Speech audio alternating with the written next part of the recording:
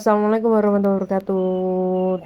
Izin memperkenalkan diri, nama saya Hasna Mulia Agustin, NIM 305222060. Di sini saya akan membahas tentang prinsip dasar manajemen dan organisasi bimbingan konseling untuk memenuhi tugas ujian akhir semester manajemen dakwah UIN Kiai Haji Abdurrahman Wahid Pekalongan.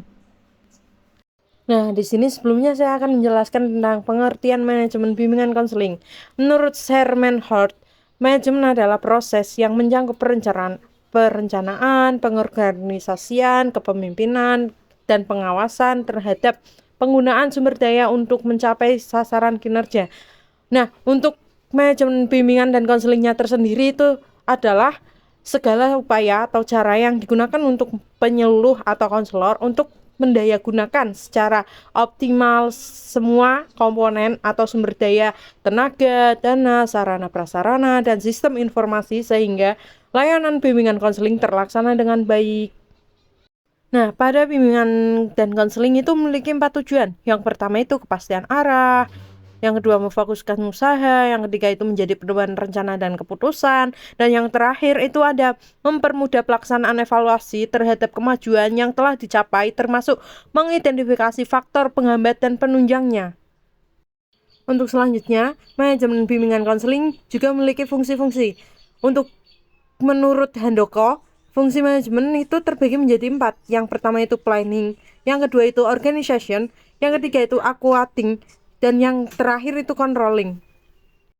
Selain tujuan dan fungsi, manajemen bimbingan konseling juga memiliki prinsip-prinsip yang menjadi 3 kelompok.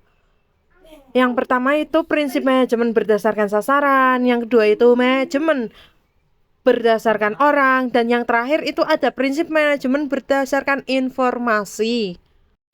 Nah, Hikmat juga menyatakan ada 5 prinsip dalam pengelolaan manajemen. Yang pertama itu ada prinsip efisien dan efektivitas. Yang kedua itu ada prinsip pengelolaan. Yang ketiga itu ada prinsip pengutamaan tugas pengelolaan. Yang keempat itu ada prinsip kepemimpinan yang efektif. Dan yang terakhir itu ada prinsip kerjasama. Di sini, manajemen bimbingan konseling juga memiliki beberapa implementasi. Yang pertama itu ada perencanaan program bimbingan dan konseling, yang contohnya penyusunan program yang jelas dan terarah untuk mencapai tujuan pelayanan bimbingan konseling. Yang kedua itu ada pelaksanaan pelayanan bimbingan konseling oleh guru BK. Contohnya itu guru BK yang berperan dalam memberikan dukungan, pemahaman, dan solusi atas masalah yang telah dihadapi oleh peserta didik atau siswanya dalam lingkungan sekolahnya. Untuk yang ketiga, itu ada pengarahan dan kepemimpinan. Contohnya, pengarahan ini membentuk dan dalam memastikan konsistensi dan efektivitas pelayanan bimbingan konseling, serta memberikan arahan yang jelas. Yang keempat, itu pengorganisasian melalui kolaborasi internal dan juga eksternal.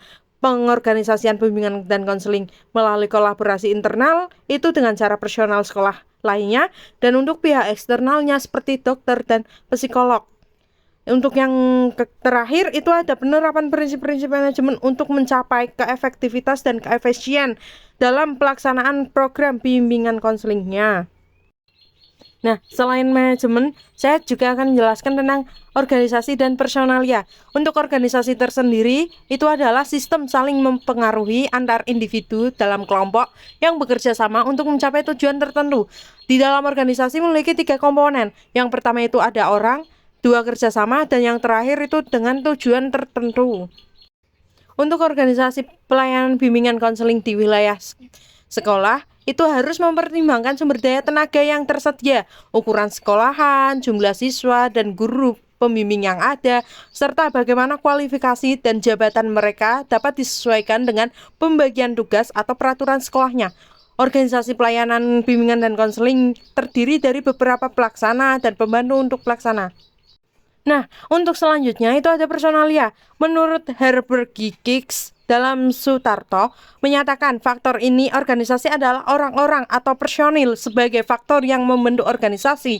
Sedangkan yang termasuk faktor kerja yang menentukan bekerjanya organisasi adalah daya manusia. Secara operasional, pelaksanaan utama layanan bimbingan dan konseling di sekolah adalah guru pembimbing atau koordinator pembimbingnya. Tetapi personil sekolah yang lain diharapkan juga berperan agar program bimbingan dapat terselenggara dengan baik. Guru BK adalah salah satu personalia dalam sebuah organisasi sekolah dan berprofesi dalam layanan bimbingan dan konseling perkembangan siswa pada sekolahnya.